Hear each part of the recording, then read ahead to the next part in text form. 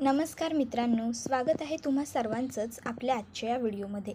आजच्या आपल्या या व्हिडिओमध्ये आपण लग्नानंतर होईलच प्रेम या मालिकेच्या आजच्या भागाचे लेटेस्ट त्याचबरोबर इंटरेस्टिंग अपडेट जाणून घेणार आहोत. त्यामुळे पटापट व्हिडिओला लाईक करा, तसेच चॅनलला सबस्क्राईब करून बेल आयकॉन आठवणीने प्रेस करा, जेणेकरून तुम्हाला पुढच्या प्रत्येक व्हिडिओचं नोटिफिकेशन मिळत जाईल आणि सर्व व्हिडिओंचा आनंद अगदी उत्तम पद्धतीने घेता येईल. तर मित्रांनो, आजच्या भागात आपण पाहणार आहोत की पार्थ हा काव्यावरती नाराज आहे आणि काव्या पार्थची नाराजी दूर करण्याचा प्रयत्न करते. तर दुसरीकडे आज जीवा आणि नंदिनीने सुद्धा खूप दिवसांनंतर भरपूर गप्पा मारलेल्या आहेत. आता सुरुवात करूया आपल्या आजच्या व्हिडिओला. तर आजच्या भागात आपण पाहतो की ऑफिसमधून आल्यापासून जीवा हा खूप जास्त गप्प आणि शांत बसलेला असतो आणि ही गोष्ट नंदिनी नोटीस करते.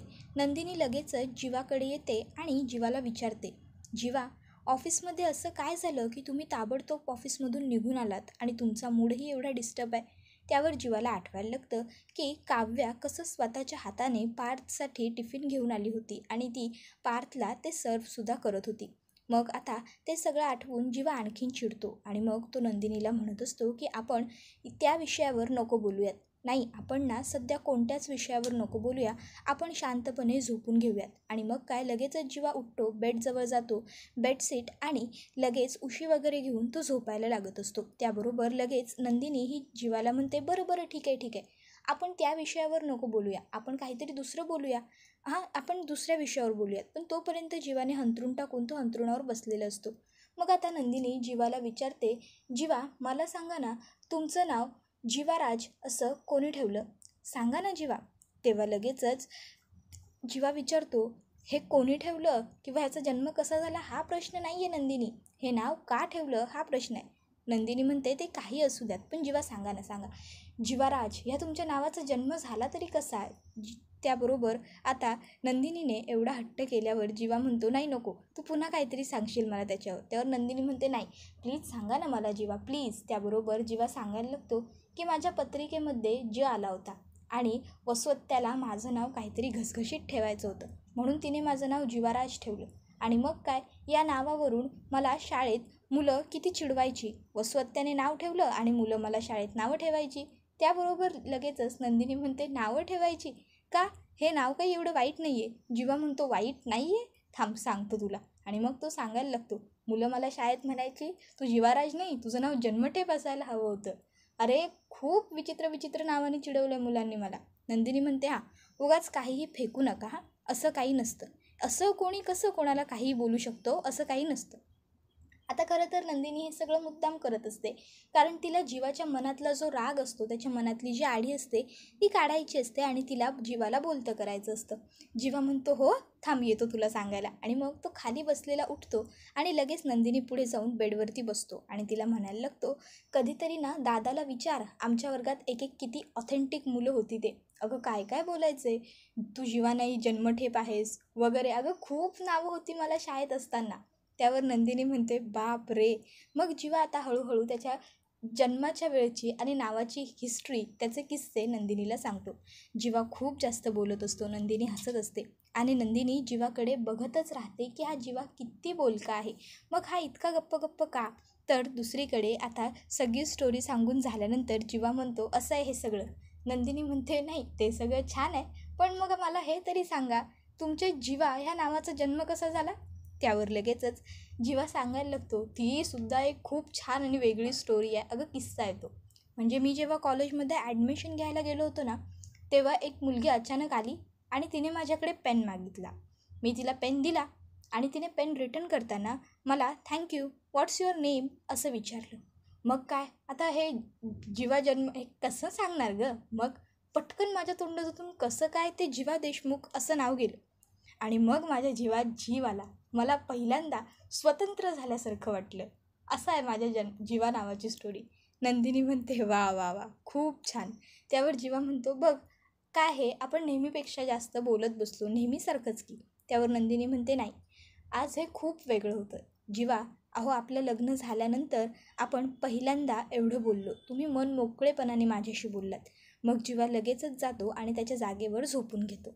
तर दुसरीकडे पार्थ हा त्याचं काम करत बसलेला असतो आणि काव्या ही तिच्या कपड्यांच्या घडी करत असते. आता काव्या ही मनातल्या मनात विचार करते की आज पार्थ एवढे शांत शांत काय झालं असेल? जाऊ दे ना, मला काय करायचं आहे? नाही नको, मीच जाऊन विचारते काहीतरी, मीच बोलायची सुरुवात करते. आणि मग आता काव्या ही पार्थकडे येते आणि ती पार्थला विचारत असते, पार्थ थँक्यू. त्यावर पार्थ मानेनेच वेलकम म्हणतो, फक्त मान हलवतो. काव्या ही पार्थला म्हणते, पार्थ आज तुम्ही माझा मोबाईल मला आणून दिलात त्यासाठी तुम्हाला थँक्यू. त्यावर पार्थ हा काहीच उत्तर देत नाही आणि त्याला आठवतं ते म्हणजे काव्या त्याच्याशी बोललेलं खोटं. काव्या एका ठिकाणी बसली होती. एका वेळी त्याने तिला कॉल केला आणि विचारलं, काव्या तुम्ही कुठे आहात? त्यावर काव्याने अगदी सहज त्याच्याशी खोटं उत्तर देत म्हणाली होती की मी लेक्चरमध्ये आहे. त्यावर तो म्हणाला होता की आसपास सराउंडिंगचा खूप आवाज येतोय काव्या. त्यावेळेसही काव्या खोटं म्हणाली की कदाचित क्लासची खिडकी उघडी आहे म्हणून आवाज येतोय. माझे सर येत आहेत, मी फोन कट करते. आणि या गोष्टीचं पार्थला खूप वाईट वाटलेलं असतं. काव्या म्हणत असते, पार्थ तुम्ही एवढे गप्प का आहात? काहीतरी बोला ना पार्थ, काय झालं आहे? त्यावर पार्थ काव्याला विचारतो, काय बोलू मी? त्याबरोबर आता पार्थने एवढा सहज प्रश्न विचारल्यावर काव्या ही त्याला म्हणायला लागते की पार्थ काहीही बोला तुम्ही, काहीही. अगदी तुम्ही मला नेहमी खवली मांजर म्हणता ना, मी पंजे काढून नखं मारायला तयार असते, ते म्हणा हवं तर. आज मी तुम्हाला फुल परमिशन दिली आहे पार्थ, तुम्ही मला काहीही म्हणा. किंवा काय ते मी वापरते ते क्रीम, सनस्क्रीन, ते विचारा. ते दिवसा लावलेलं चालतं का, रात्री लावलेलं चालतं का, किंवा सुंदर होण्यासाठी कोणतं क्रीम असतं, असलं काहीतरी विचारा ना पार्थ, पण काहीतरी बोला. पार्थ मात्र काव्याला काहीच उत्तर देत नसतो, तो काही बोलत नसतो. मग काव्या म्हणते, बरं ठीक आहे, हे सगळं नका विचारू, मला सांगा पार्थ, नेहमी तुमची आई तुम्हाला काही ना काहीतरी सांगत असते. आईने सांगितलं म्हणून मी केलं, आई म्हणाली म्हणून मी बोललो, आईने केलं, आईने सांगितलं, आई म्हणाली. आज तुमच्या आईने काही सांगितलं नाही का तुम्हाला? त्यावर पार्थ काही उत्तर देत नाही. काव्या म्हणते, पार्थ बोला ना काहीतरी. अहो तुमचं हे गप्प बसणं आता सहन नाही होत आहे मला पार्थ, खायला उठतं आहे मला हे सगळं आता. बोला ना पार्थ, काय झालं आहे? काही घडलं आहे का? पार्थ माझं काही चुकलं आहे का? तुम्ही माझ्यावरती रागवलं आहे का? अहो बोला ना, बोलल्याशिवाय मला कसं कळणार पार्थ, काय झालं आहे नेमकं? काहीतरी सांगा ना. आता मात्र काव्या पार्थला एवढं बोला ना करत असते, पण अगदी पहिल्यांदा पार्थ काव्यावरती एवढा चिडलेला असतो की तो काव्याबरोबर काहीच बोलत नसतो. मग काय, आता पार्थ काव्या एवढं बोल बोल बोल म्हणाल्यानंतर नाईलाजाने फक्त एक शब्द, एक वाक्यच काव्याला बोलतो. काय आहे ना, एखाद्या व्यक्तीसाठी आपण जर खूप काही चांगलं करत गेलो ना, तर त्या व्यक्तीला आपली किंमत उरत नाही. आणि आज मला माझी किंमत काय आहे हे कळून चुकलं आहे, बस बाकी काही नाही. आता पार्थने काव्याला एवढं घसघशीत आणि भारदस्त उत्तर दिलेलं असतं की काव्याला त्यातलं काहीच कळलेलं नसतं. पण तोपर्यंत पार्थ उठतो आणि जाऊन बेडवरती झोपून घेतो. काव्या म्हणत असते, पार्थ काय झालं आहे? सांगा ना मला, तुम्ही काय म्हणालात मला खरंच काहीच नाही कळलं, सांगा ना प्लीज, तुम्ही माझ्यावरती चिडला आहे का? पार्थ म्हणतो, नाही. काव्या म्हणते, माझं काही चुकलं आहे का? पार्थ तिला विचारतो, तुमचं कधी काही चुकतं का? आता मात्र काव्या म्हणते, मग काय झालं आहे पार्थ? अहो सांगा ना मला. अहो तुम्ही बोलला नाहीत तर कसं काय कळेल मला? आज तुम्ही जेवलासुद्धा नाहीत व्यवस्थित म्हणून विचारते. पार्थ म्हणतो, तुम्ही व्यवस्थित जेवलात ना? काव्या म्हणते, हो मी जेवले. पार्थ मी तुम्हाला प्रश्न विचारते ना, तुम्ही मला काय विचारताय? सांगा ना काय झालं आहे पार्थ? त्यावर काव्याला तो म्हणतो, मी जेवलो काय नाही जेवलो काय तुम्हाला काही फरक पडतो का? त्यावर काव्य म्हणते, नाही तसा काही फरक पडत नाही. त्यावर पार्थ म्हणतो, नाही पडत ना, मग झालं तर. त्यावर काव्य म्हणते, पार्थ हो काय झालं आहे सांगा ना पार्थ. तोपर्यंत आता मात्र पार्थ हा लगेचच आता पांघरून घ्यायला लागतो अंगावरती. तर काव्या म्हणत असते, बाप रे, हा राग खूप तीव्र आहे, हा घालवण्यासाठी ना काहीतरी वेगळंच मला करावं लागणार आहे. पार्थ मला सांगा, तुम्ही पोटभर जेवलेलं नाही आहेत, मी तुमच्यासाठी काहीतरी खायला घेऊन येऊ का, जेवण घेऊन येऊ का, काहीतरी वेगळं घेऊन येऊ का? पार्थ म्हणतो, मला काहीच नको आहे. आणि मग काय, आता पार्थ हा अंगावर पांघरून घेऊन झोपायला लागतो. आता पहिल्यांदा आयुष्यात लग्न झाल्यापासून काव्या ही पार्थची समजूत काढते, काव्या पार्थबरोबर बोलते आणि पार्थ हा काव्यावरती रागवला आहे. खऱ्या अर्थाने जर बघायला गेलं तर पार्थ हा काव्यावरती रागवलेला नाही आहे, तर तो काव्यामुळे दुखावला गेला आहे. मी काव्याला एवढी सूट देतो, तिच्या मनासारखं वागतो, तिला हवी नको ती प्रत्येक गोष्ट बघतो, तिच्याशी मैत्री करण्याचा प्रयत्नही केला, मैत्री केलीही जवळपास, मग तरीही काव्य माझ्याशी खोटं का बोलली या गोष्टीचं पार्थला खरं तर दुःख झालं आहे, वाईट वाटलं आहे. तर दुसरीकडे आता इकडे बाबा आणि मालिनी हे दोघंजणं आईस्क्रीम खायला बसलेले असतात. बाबा आणि मालिनी हे दोघंजणं खेळ खेळलेले असतात आणि त्यात आई जिंकलेली असते. त्यामुळे हे त्यांचं छोटंसं सेलिब्रेशन सुरू असतं. इतक्यात आईला फोन येतो, तो म्हणजे तिच्या बहिणीचा, विभाताईचा. आता विभाताईचा फोन बघून आई खूप खुश होते. बाबा म्हणतात, नको गं, नको उचलू तो फोन. आता तू तो जर फोन उचललास ना तर तोपर्यंत आईस्क्रीम एकदम पाण्यासारखी थंड होऊन जाईल गं, नको ना. त्यावर आई म्हणते, अहो असं काय करता, किती दिवसांनी कॉल केला आहे ताईने. नाही नाही, मला उचलावं लागेल फोन, मला बोलायचं. आणि मग ती फोन उचलते आणि बोलते, हां ताई बोल. हां, काय सांगतेस? हो का? अगं मग मला पहिल्यापासून सांग बरं सगळं. आणि आता फोनवर बोलायला आई तिकडनं निघून जाते. तोपर्यंत काव्य ही बेडरूमच्या बाहेर आलेली असते आणि ती बघते तर काय, बाबांचा मूड काही फार बरा नाही आहे. बाबा नाराज बसले. त्यावर लगेचच काव्य मनात म्हणते, बापरे, आज या देशमुखांच्या घरातल्या सगळ्याच पुरुषांचे मूड चिडलेले दिसत आहेत. मग काव्या ही पुढे पाणी प्यायला येते आणि मग आता ती लगेचच विचारायला लागते काकांना, काका काय झालं, एनिथिंग रॉंग? त्याबरोबर लगेचच ते म्हणायला लागतात की नाही, काही नाही.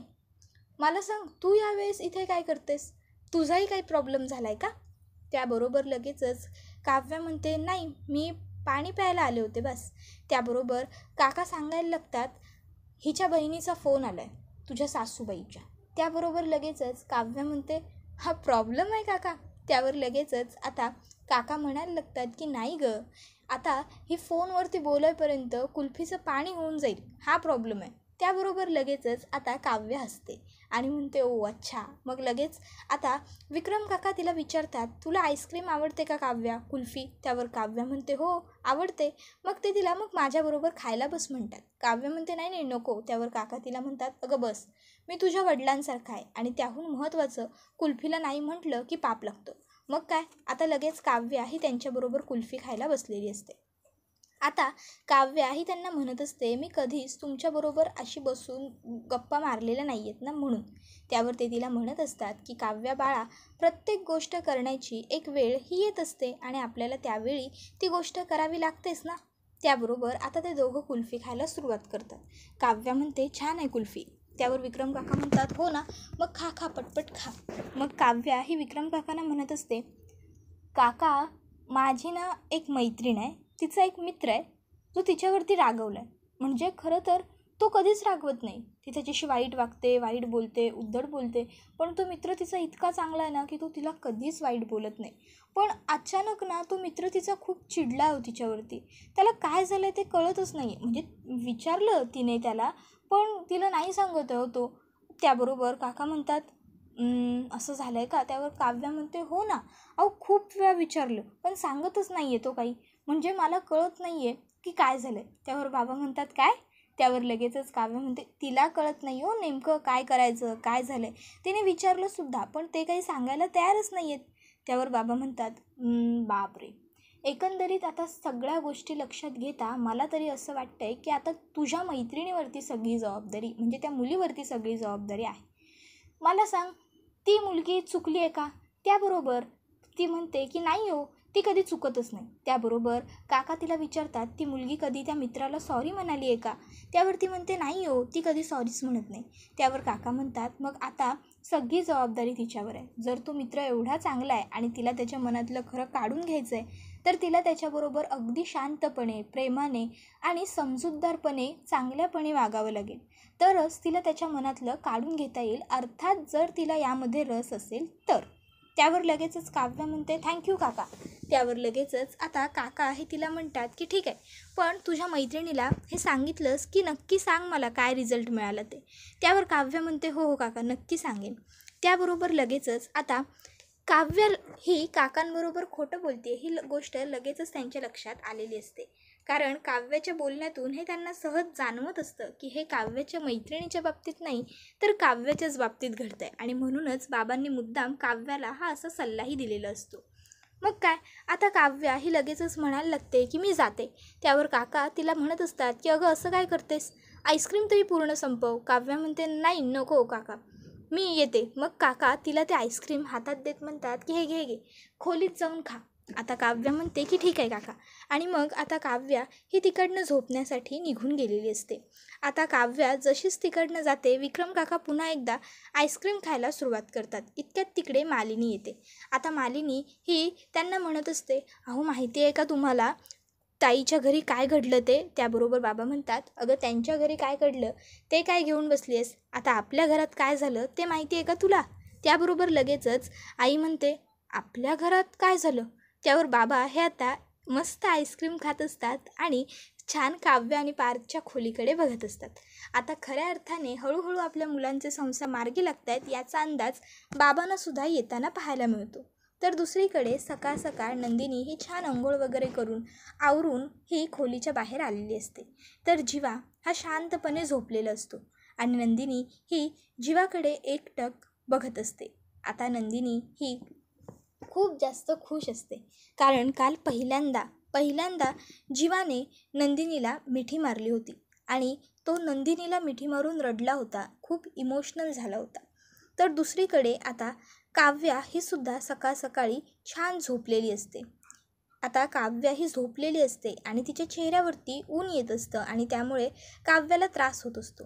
तर इतक्यात त्या ठिकाणी पार्थ येतो आणि पार्थ हा काव्याकडे एकटक बघत असतो. त्याला ते दोघंजणं रिक्षाने घरी येत होते तो प्रसंग आठवायला लागतो. तर आता काव्याला ऊन लागत असतं, त्यामुळे काव्या ही चेहरा इकडे तिकडे करत असते, तिला त्रास होत असतो उन्हाचा. मग पार्थ हा खाली बसतो आणि स्वतःचा हात काव्याच्या चेहऱ्यावर धरतो. आता तसं काव्याला ऊन लागायचं बंद होतं, कारण ते ऊन पार्थच्या हातामागे अडलं जातं. काव्या पुन्हा शांतपणे झोपते आणि पार्थ हा शांतपणे झोपलेल्या असलेल्या काव्याकडे एकटक बघत असतो. आणि मग काय, बराच वेळ काव्याकडे बघत राहिल्यानंतर पार्थ हा हसत हसत आपला हात बाजूला घेतो, कारण आता पार्थला आवरायला जायचं असतं. पण काव्याला पुन्हा ऊन लागतं आणि काव्या पुन्हा चेहरा बाजूबाजूला करत असते. मग पार्थ हा बघतो की काव्याला खिडकीमुळे त्रास होतोय आणि मग तो आता तिकडनं खिडकी बंद करण्यासाठी उठून निघून गेलेला असतो. मित्रांनो, पार्थच्या ह्या कृत्यातून आपल्याला स्पष्टपणे जाणवतं की पार्थ हा काव्यावरती कितीही नाराज असला तरीसुद्धा त्याला काव्याची पुरेपूर काळजी आणि तो काव्याला त्रास होईल असं काहीही वागत नाही आहे. प्रत्येक जोडीदार जर असाच असेल तर नक्कीच भांडणं झाली तरीसुद्धा कधीही जोडीदार वेगळे होऊ शकणार नाही. तर दुसरीकडे आता काव्या आणि पार्थचं चांगलं सुरू असतानाच नंदिनी ही सुद्धा आता हळूहळू का होईना पण जीवाच्या प्रेमात पडताना आपल्याला पाहायला मिळते, कारण जीवाबरोबर घालवलेला सुंदर प्रसंग आठवून ती सुद्धा एकटक जीवाबरोबर बघतच राहिलेली असते जीवाकडे. तर दुसरीकडे आता पार्थ आणि काव्या तयार होऊन आल्याच्यानंतर मालिनी काकू ह्या त्या दोघांना सांगत असतात की अरे, आपल्या बाजूचे ते राणे काका आहेत ना, त्यांच्याकडे चोरी झाली काल रात्री, आपल्याकडे सिक्युरिटी आपण वाढवून घेतली पाहिजे, मला खूप टेन्शन आलं आहे. आता आई खूप जास्त घाबरलेल्या असतात. तर लगेचच आता आई तिकडनं गेल्यावर काव्या ही पार्थला विचारत असते, पार्थ मी काय म्हणते, आपण आईनं सांगून टाकूया का माझ्यावरती हल्ला झालेल्याचं? नाही म्हणजे उगाच पुढे जाऊन टेन्शन नको ना, म्हणून. पार्थ काव्याला म्हणतो, हा विचार लपवण्या अगोदर करायचा होता. आता पहिल्यांदा पार्थने काव्याला असं उत्तर दिलेलं असतं. त्यानंतर आता रम्या ही पार्थबरोबर ऑफिसला जायचं आहे म्हणून छान नटून थटून आलेली असते. तर नंदिनी तिला सांगत असते, आज कासव पुढे निघून गेला, ससा नटत मागेच राहिला. त्यावर रम्या ही विचारते, काय? त्याबरोबर काव्या आणि पार्थ हे दोघं एकत्र गाडीतून ऑफिसला निघून गेले. मी काव्याला बाय करायला म्हणून सहज खिडकीत वाकले तेव्हा दिसलं, असं नंदिनी रम्याला सांगते. आता पार्थ आणि काव्या दोघंजणं एकत्र निघून गेले हे कळून रम्याला खूप जास्त राग आलेला असतो, तिचा तीळ पापड झालेला असतो. तर दुसरीकडे आता पार्थ आणि काव्या एकत्र गेलेले खरे असतात, पण पार्थ काही काव्याबरोबर बोलत नसतो. नंदिनीला मात्र पार्थ आणि काव्य एकत्र गेल्याचा खूप जास्त आनंद झालेला आपल्याला पाहायला मिळतो. त्याबरोबर हा व्हिडिओ इथेच संपतो. मित्रांनो, व्हिडिओला लाईक आठवणीने करा, तसंच चॅनलला सबस्क्राईब करून बेल आयकॉनसुद्धा प्रेस करत चला, जेणेकरून तुम्हाला पुढच्या प्रत्येक व्हिडिओचं नोटिफिकेशन मिळत जाईल आणि सर्व व्हिडिओंचा आनंद हा अगदी उत्तम पद्धतीने घेता येईल. त्याचबरोबर आपल्या कमेंट सेक्शनमध्ये सांगायला विसरत जाऊ नका की तुम्हाला लग्नानंतर होईलच प्रेम ही मालिका कशी वाटते. त्याचबरोबर जीवा, नंदिनी, पार्थ, काव्या हे कपलपैकी तुम्हाला कोणतं कपल सगळ्यात जास्त आवडतं? आणि ज्याप्रमाणे सिरियलचं टायटल आहे लग्नानंतर होईलच प्रेम, खरोखर यांच्या जोड्यांमधलं हळूहळू का होईना पण लग्नानंतर प्रेम होतं आहे का, किंवा मैत्रीच्या नात्यातून प्रेम खुलतं आहे का, ते आम्हाला कमेंटमध्ये नक्कीच सांगा. त्याचबरोबर तुम्हाला ही मालिका कशी वाटते ते सुद्धा सांगायला विसरू नका. मित्रांनो, व्हिडिओला लाईक करा, चॅनलला सबस्क्राईब करा. त्याचबरोबर आपला हा व्हिडिओ तुमच्या जास्तीत जास्त कुटुंबियांबरोबर तसेच मित्रपरिवारांबरोबर सुद्धा नक्की शेअर करा, जेणेकरून त्यांनासुद्धा आपल्या अशाच उत्तम व्हिडिओंचा आनंद घेता आला पाहिजे. हा व्हिडिओ तर आता इथेच संपतो, पण पुढचा व्हिडिओ येईपर्यंत टाटा, बाय बाय, धन्यवाद, टेक केअर. पाहणं हे इंटरेस्टिंग ठरणार की आता पार्थ हा पहिल्यांदा काव्यावरती रागवला आहे, पण जी व्यक्ती सहसा जास्त रागवत नाही त्यांचा राग हा खूप तीव्र असतो असं म्हटलं जातं. म्हणजे आता पार्थचा राग हा खूप डेंजरस असणार आहे. मग काव्या आता कशा प्रकारे पार्थचा राग घालवणार हे सगळं जाणून घेण्यासाठी आपल्या चॅनलला सबस्क्राईब करा. Bye bye.